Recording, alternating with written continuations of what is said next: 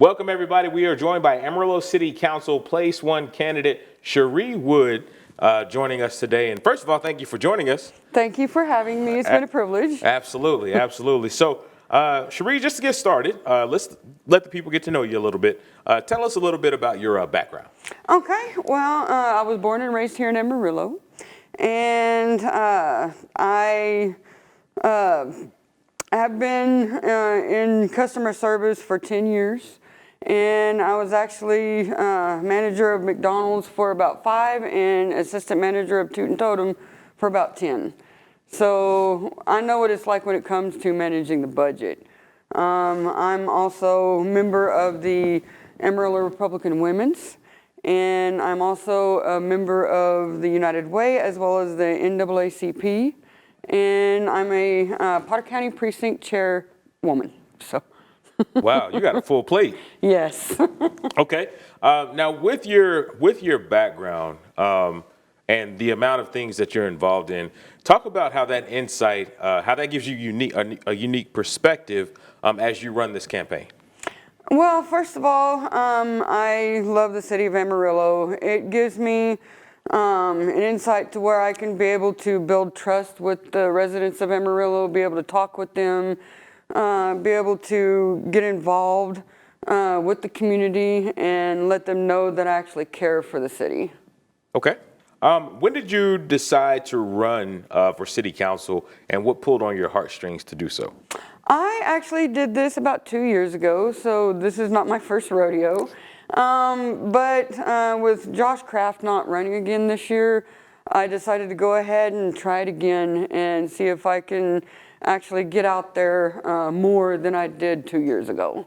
Okay. Why Place 1? Place 1 is the most popular, as you can see. More people run for it than anything. But I just feel it's the best place to run in. Okay.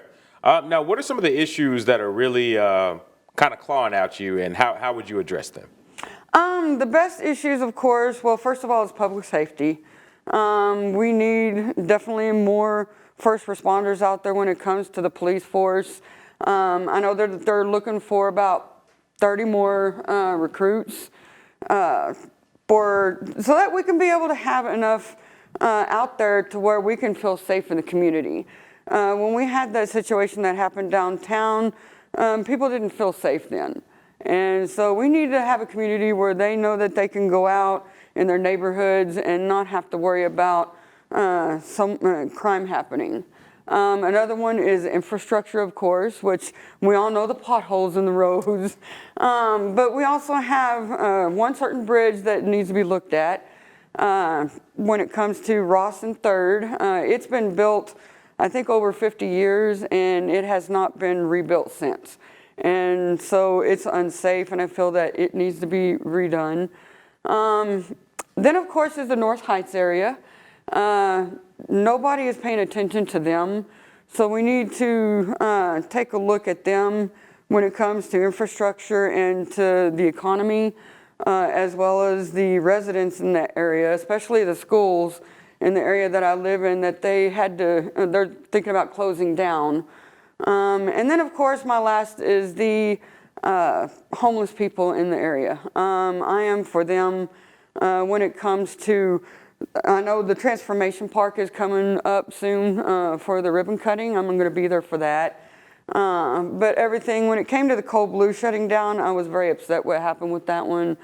I know there was certain codes that came with that, but we still need to make sure that they're people too, so. Those are my main points. Okay. Okay. Now, with the North Heights issue, it's unique because, I've heard a lot of people from that side of town. They feel like a lot of time when it comes down to City Hall, they feel forgotten about. They feel not listened to.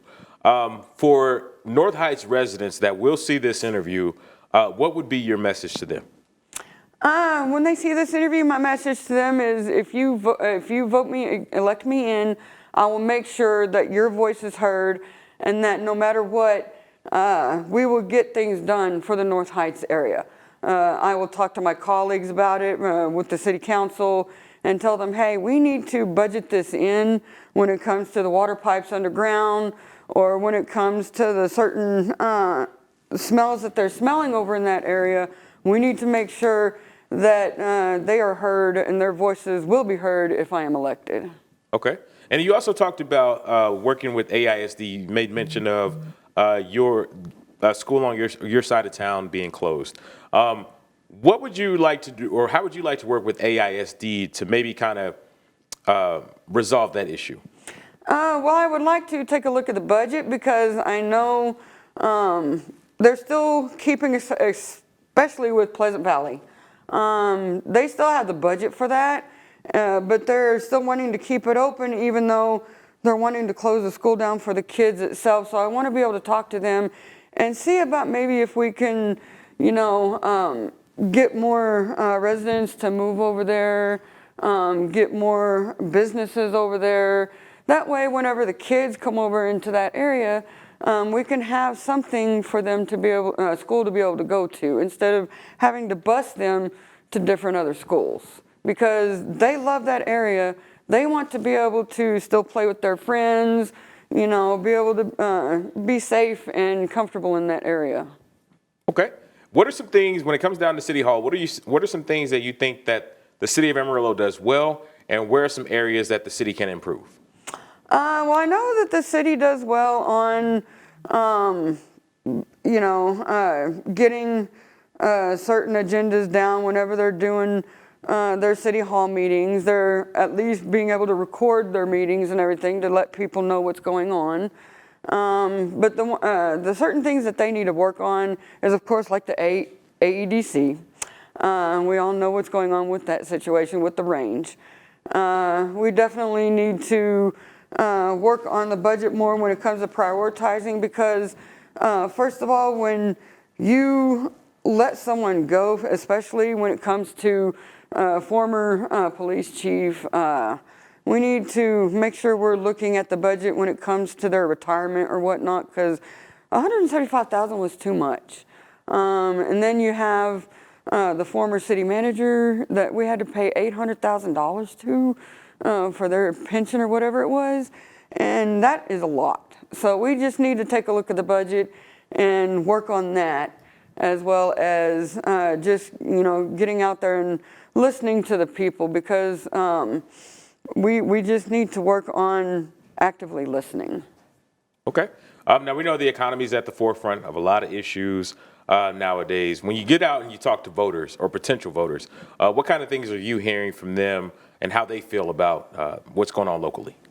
Well, I'm just hearing that their voices aren't being heard.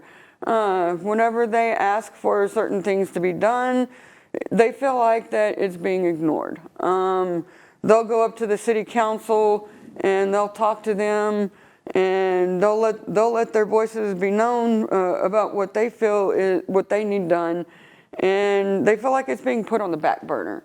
So I just feel that we just need to concentrate more on the residents of our city, because they're the ones that we work for, and we need to make sure that they are being listened to. Okay. So, okay. Longevity-wise, what's your vision for the city of Amarillo 10, 15, 20 years down the road? I just feel like we need to have a city that is thriving when it comes to the economy. The little mom and pop businesses, we need to make sure that they stay longer, because I'm hearing that some of the small businesses are shutting down, closing down, and I feel for them when that happens. And just the economy, you know,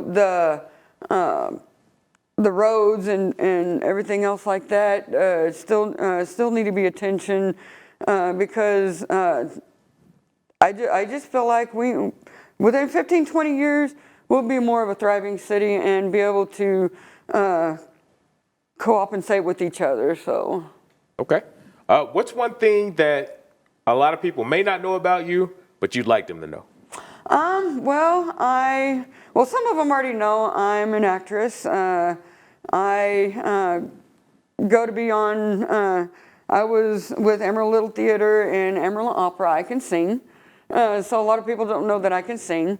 And I was actually in a movie with Kevin Sorbo in The Black Rider, and it was an honor to get to meet him and everything, so I love to act and sing.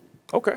That's pretty neat. That's pretty Yes. neat. Okay. Now, as far as this campaign, what's been your biggest challenge so far this year?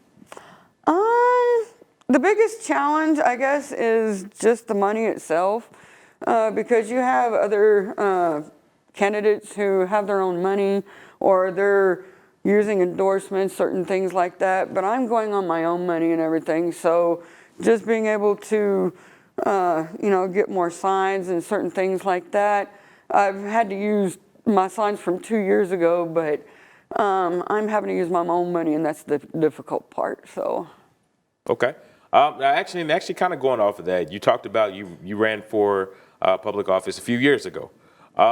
What kind of lessons have you learned from that experience up until now? Well, I've learned to be more spontaneous and more out there with the people and everything. I was nervous 2 years ago, and I wasn't very good at public speaking.